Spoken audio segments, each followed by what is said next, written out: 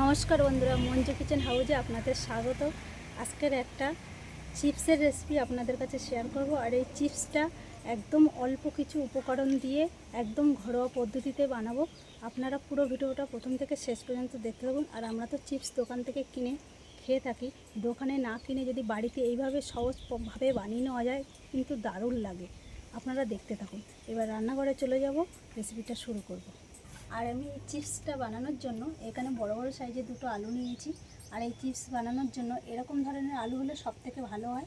তা আপনারা যখন চিপস বানাবেন এরকম আলু নেওয়ার চেষ্টা করবেন। এবার আমি এই আলু দুটো পরিষ্কার করে নেবো, ধুয়ে ভালো করে নিয়ে তারপরে কেটে দেখাবো যে কীভাবে ওটা কাটতে হবে, সেটাও আপনাদের বলে দিচ্ছি। আপনারা দেখতে থাকুন শুধু।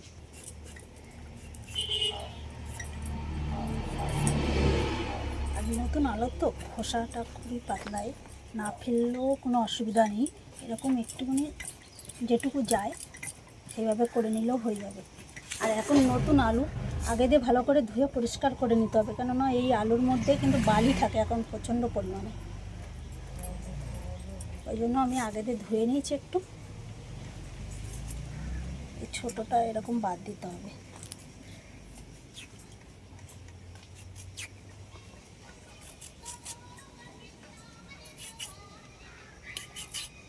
এরকম পাতলা পাতলা করে নিতে হবে, যতটা পাতলা করা যায়, তাহলে কিন্তু চিপসটা কিন্তু ভালো হবে। আর আমরা সাধারণত যে চিপসটা দোকানে কিনে খাই এর থেকে একটু কিন্তু আলাদা ধরনের করে বানাবো।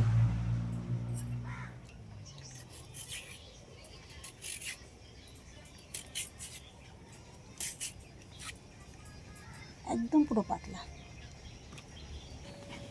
আলুগুলো কিন্তু আবারও একটু ধুয়ে নিচ্ছি ভালো করে।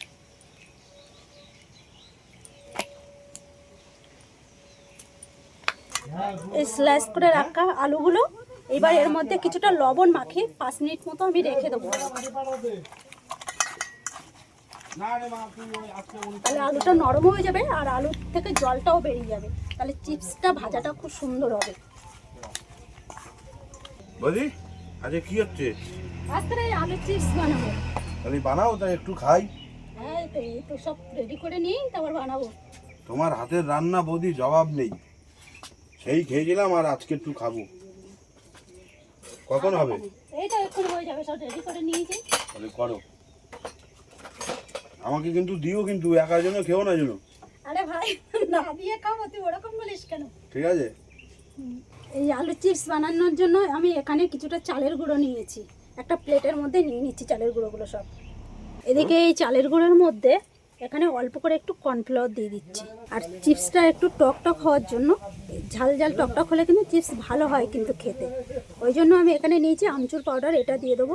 এই আমচুর পাউডারের বদলে এখানে কিন্তু আপনারা চাট মশলাটা ব্যবহার করতে পারেন, কেননা চাট মশলার মধ্যে কিন্তু এরকম আমচুর পাউডার দেওয়া থাকে, ওটাও কিন্তু দিলে কিন্তু হয়ে যাবে। সবার কাছে তো আর এই আমচুর পাউডারটা থাকে না। এখানে ম্যাগি মশলা নিয়েছি 1 চামচ, ম্যাগি মশলাটা দিয়ে দিচ্ছি। কিছুটা বিট লবণ, 1/2 চা চামচ লঙ্কার গুঁড়ো। এই লঙ্কার গুঁড়োটা যারা পছন্দ করে না বা বাচ্চাদের জন্য বানাবে ভাববেন, তাহলে এই লঙ্কার গুঁড়োটা নাও দিতে পারেন কিন্তু। এবার সব উপকরণগুলো একটু ভালো করে এইভাবে মিশিয়ে নিলাম। এই আলু থেকে কতটা জল বেরিয়েছে দেখছেন?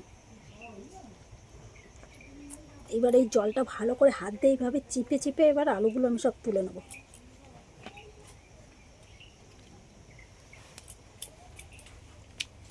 যতটা হাত দিয়ে এরকমভাবে নেওয়া যায় সেভাবেই নিয়ে নেব।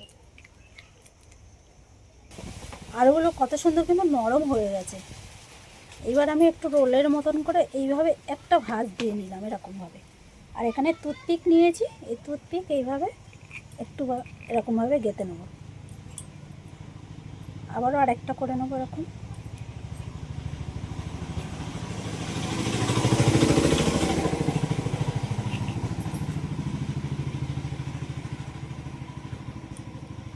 এরকম করার চিহ্ন করে নিতে হবে। পুরো দুটো কিন্তু সমান সমান করলে হবে না।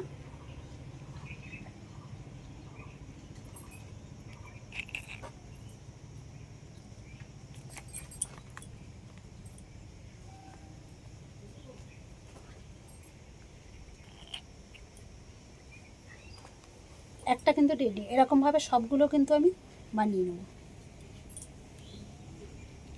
এই চালের গুঁড়োর সাথে যে মশলা দিয়ে যেটা বানিয়ে রেখেছি, এবার এর মধ্যে আমি একটা করে এই যে আলুর যে চিপসের মতন যেটা করার জন্য এই যে বানিয়ে নিয়েছি, এটা আমি এইভাবে একটু মাখিয়ে নেব। প্রত্যেকটা কিন্তু এইভাবে করে নিতে হবে।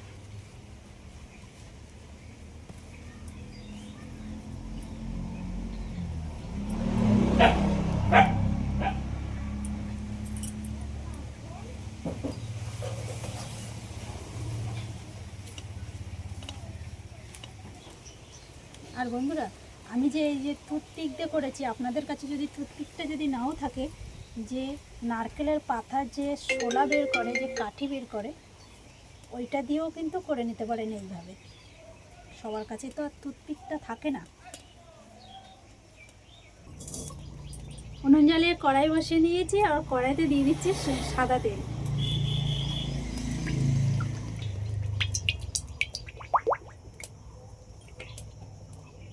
তেলটা একটু বেশি করে দিলে কিন্তু।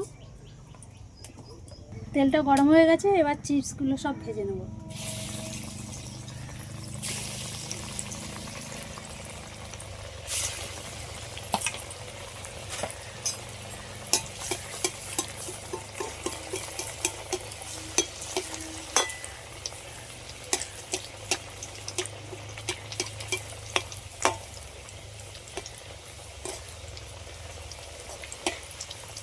চিপসগুলো ভাজার সময় কিন্তু এইভাবে একটু হালকা হালকা করে তেল এইভাবে উপরে দিতে হবে, আর এইভাবে একটু নেড়ে নেড়ে দিতে হবে, তাহলে কিন্তু ভাজাটা ভালো হবে। একবারে দিয়ে কিন্তু রেখে দিলে হবে না, মাঝে মাঝে এরকমভাবে উল্টে উল্টে দিতে হবে, এরকমভাবে, তাহলে সব দিকে সমান ভাজাটা হবে। এই চিপসগুলো কিন্তু ভাজা হয়ে গেছে, এরকমভাবে সবগুলোই কিন্তু ভেজে নেবে।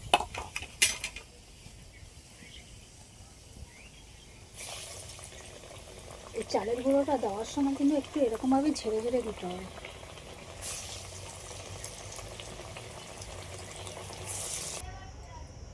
দেখি খেয়ে কেরম হয়েছে।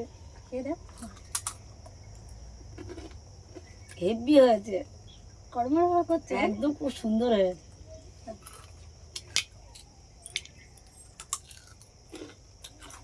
অসাধারণ হয়েছে বন্ধুরা, খুব সুন্দর।